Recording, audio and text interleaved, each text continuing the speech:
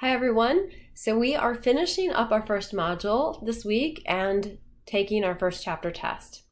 A few things to keep in mind.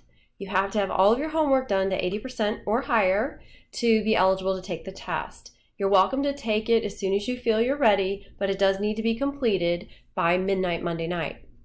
A few other things. It has a 90-minute time limit and needs to be completed in one setting.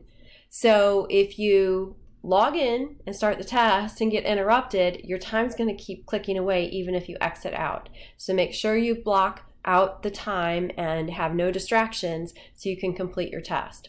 As you're working through, you can skip around to problems that you feel most confident in first, and then go back and do the ones that are a little bit harder for you.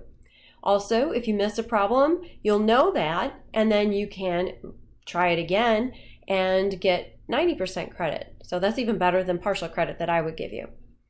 Lastly, this is supposed to be an independent test. I'm fine with you using your notes and things you've been working on, your homework problems. That's fine, but looking at another website or using problem-solving software is not okay. All right? Make sure that this is your work and a grade that you're going to earn in this class. After the test, we're going to move on to our next module, which is functions. I'm pretty sure most of it's going to be familiar to you, but there will be some new things in it as well. There are a lot of good videos that are available through our XYZ system, and I'm happy to add in additional ones as needed. So anytime you have questions, just reach out to me, and I'm sure I can find you a resource and get you an answer very quickly. Hope you have a great week, and good luck on that test.